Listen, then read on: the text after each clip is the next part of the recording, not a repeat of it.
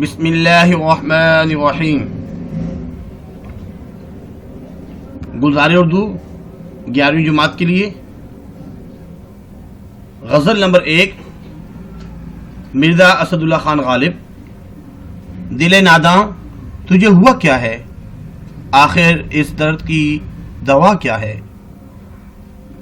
اس کی خالی جگہ تعارف شاعر، اشعار کی تشریح اور مکمل مشقی سوالات سے آگاہی حاصل کریں گے. غزل نمبر 1. ولادت 1797 اور وفات 1869. میر تقی میر 1723 میں پیدا ہوئے ہیں اور میر درد 1721 میں پیدا ہوئے ہیں. مرزا غالب آگرہ میں پیدا ہوئے ہیں. آپ سے التماس ہے کہ ابھی تک آپ نے میرے چینل کو سبسکرائب نہیں کیا، برائے مہربانی سبسکرائب کر لیجئے تاکہ بر وقت آپ تک اردو کی اور اسلامیات کی ویڈیو اپلوڈ ہوتی رہیں اور آپ تک پہنچتی رہیں.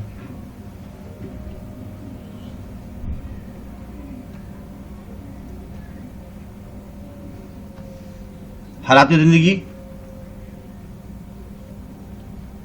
نام اسد اللہ اور لقب مرزا نوشہ. خطاب جو ہے نجم الدولہ، دبیر الملک اور نظام جنگ. تخلص تو غالب ہے لیکن پہلے شروع میں تخلص اسد تھا. والد صاحب کا نام مرزا عبداللہ بیگ.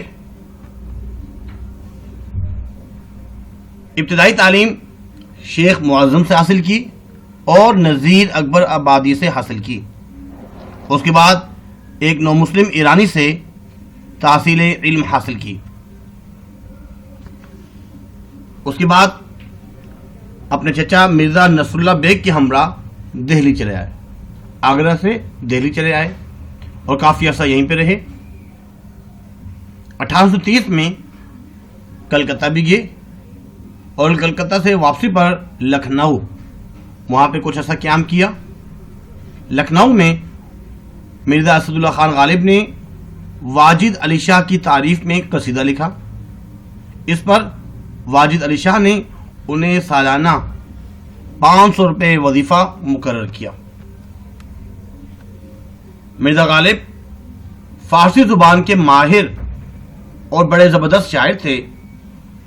اپنے فارسی کلام کے مقابلے میں وہ اردو زبان کو، اردو شاعری کو اتنی اہمیت نہیں دیتے تھے اور اردو شاعری کو کہا کرتے تھے بے رنگ من است.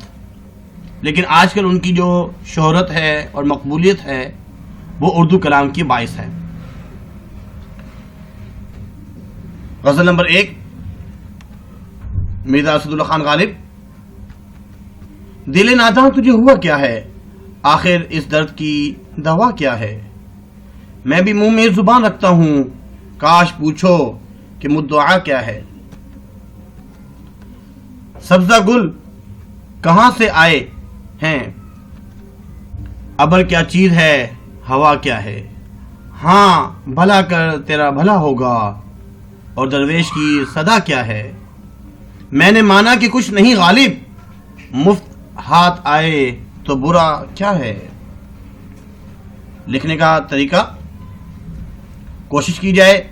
سب سے پہلے حوالہ شاعر، مرکزی خیال، فنی محاسن، مشکل الفاظ کے معنی، تشریح اور مماثل شعر لکھا جائے. اس کے بعد شعر نمبر 1 دل ناداں تجھے ہوا کیا ہے، آخر اس درد کی دوا کیا ہے. حوالے شاعر میں لکھیں گے پیش نظر شعر مرزا اسد اللہ خان غالب کی غزل سے لیا گیا ہے جو کہ اردو کے پہلے فلسفی شاعر ہیں. تشریح میں لکھیں گے فنی محاسن بھی اگر لکھنا چاہیں تو فنی محاسن میں لکھیں گے مطلع غزل کا پہلا شعر. غزل کا پہلا شعر مطلع ہوتا ہے. مرزا اسد اللہ خان غالب کا یہ شعر سادہ اور عام فہم ہونے کے ساتھ ساتھ اپنے اندر معنویت لیے ہوئے ہیں. بہت گہرا معنی اس میں پایا گیا ہے. اس شعر میں انہوں نے استفہامیہ انداز اپنایا ہے. استفہامیہ کا مطلب ہے سوالیہ. شاعر پہلے مصرع میں اپنے دل کو مخاطب کرتے ہوئے کہتا ہے کہ اے نا سمجھ دل، اے دل نادان، نا سمجھ بے وقوف، تجھے کیا ہو گیا ہے؟ تو محبوب کے سب ظلم و ستم سہنے کے بعد بھی اس سے بیزاری کا اظہار نہیں کر رہا؟ اگر اے دل تیرا یہی حال رہا تو پھر اس کا کیا علاج ہوگا؟ اب تو عشق کرنے سے باز آ جا اور محبوب کی طرف سے منہ موڑ لے، ورنہ تو میں تباہ ہو جاؤں گا. مماثل شعر: درد ہو دل میں تو دوا کیجئے، جو دل ہی نہ ہو تو کیا کیجئے. اس کے بعد اگلا شعر: میں بھی منہ میں زبان رکھتا ہوں، کاش پوچھو کہ مدعا کیا ہے. حوالہ شاعر کے بعد تشریح میں لکھیں گے.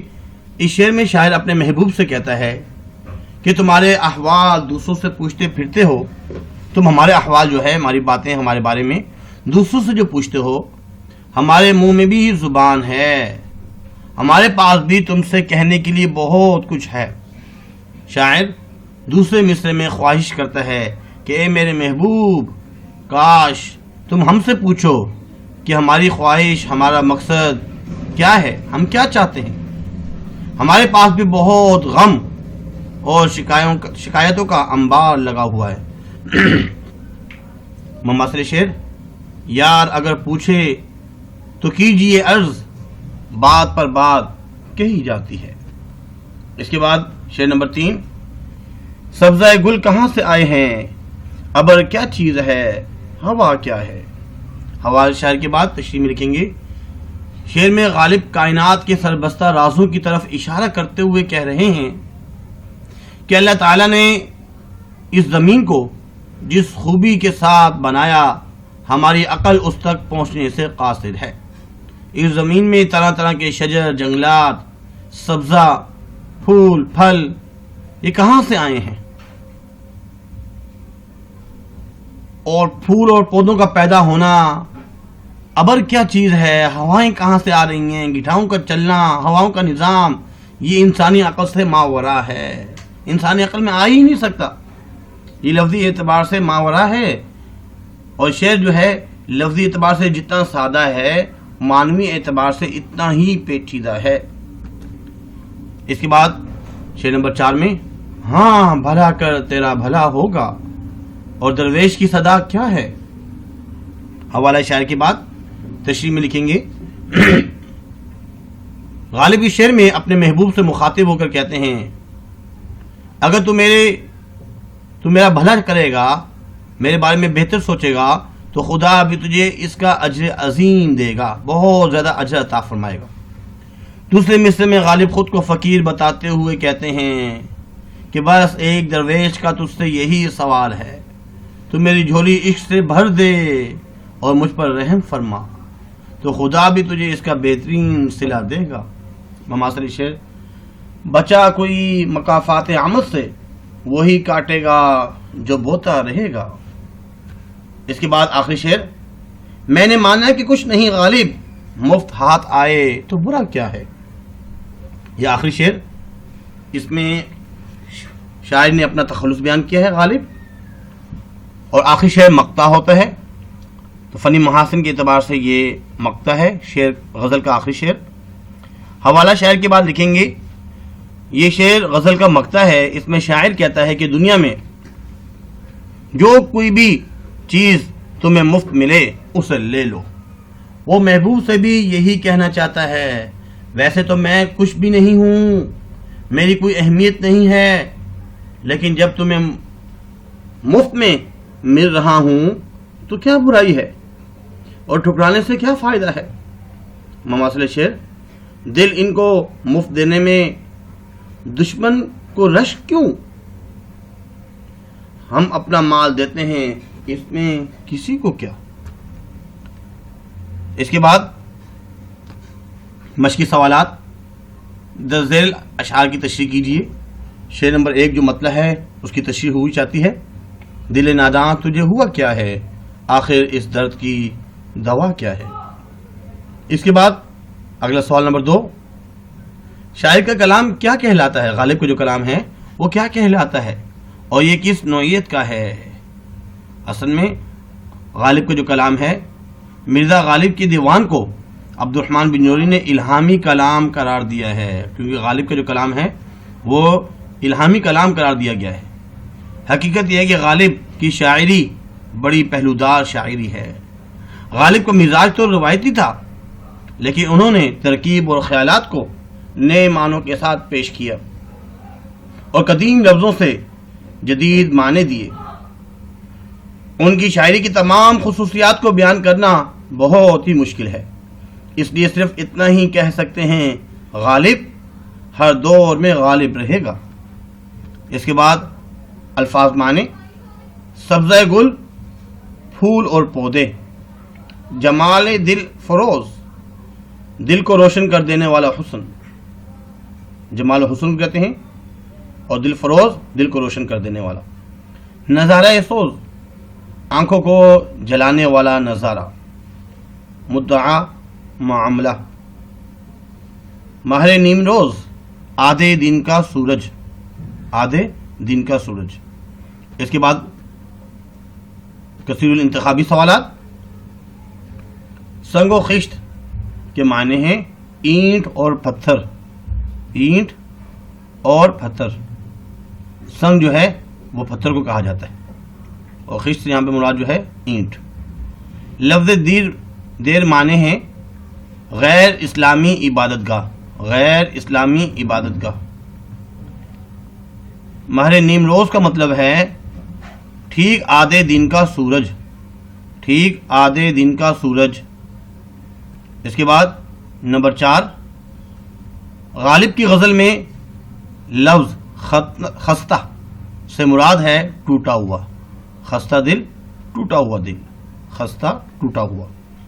محاورہ منہ میں زبان رکھنا سے مراد ہے بات کرنے کی جرت کرنا، بات کرنے کی جرت کرنا۔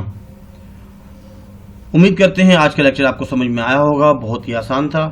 انشاءاللہ کوشش کریں گے جلد ہی غزل نمبر 2 اپلوڈ کر دی جائے، اور ڈسکرپشن میں اس کے تمام لنکس موجود ہیں، خود بھی مستفید ہوں اور دوسروں کو بھی شیئر کیجئے ثواب کی نیت سے، تاکہ وہ بھی اس سے مستفید ہو سکیں، فائدہ اٹھا سکیں۔ اور لائک کیجئے گا، کمنٹس وغیرہ کرتے رہا کریں، اس سے آپ کو بھی فائدہ ہوتا ہے، ہمیں بھی فائدہ ہوتا ہے۔ اللہ تعالیٰ عمل کرنے کی توفیق عطا فرمائے اور اخلاص نصیب فرمائے۔ آج کے لیے اتنا ہی کافی ہے۔ اللہ حافظ، وما علینا الا البلاغ المبین۔ جزاکم اللہ خیر۔